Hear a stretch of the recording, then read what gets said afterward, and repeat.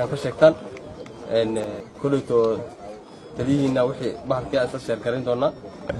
زكاة مالك ويا لذا ندحدد بتام سلام ونبض إنن يتماشى ونيتا وحى نبض كدي تتكماشو إذا كنا نبض جليا سنة كفايدة ستان يبلتي سلامان مارغاغتنا سيدا وسي هرمان سي كدرن نبض كديكتان يلو باهي سراوچن سنسرا شقada kulkan shaqeyn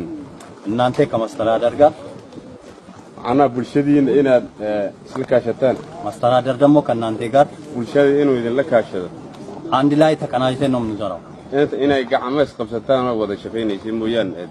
si gaar ah looma shaqeeyo ወታደሩ ለብቻ ማስተዳደሩ ለብቻ የሚሄድበት ነገር የለም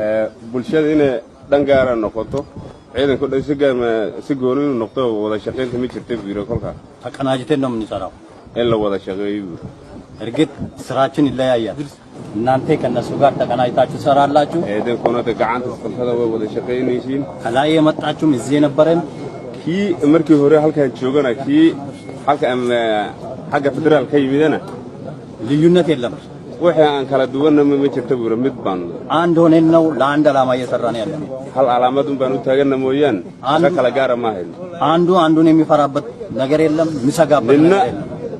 cid isaabsanayso ma jiro buura kana hebel ka cabsan hebel ka cabsan ma jirto buura እኛ የአንድ ሀገር ልጆች ነን wada hal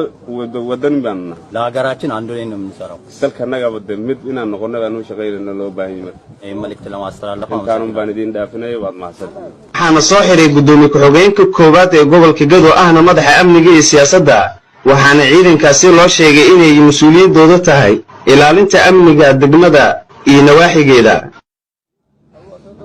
waxaan rabaa waxa dariiska idinku galiyay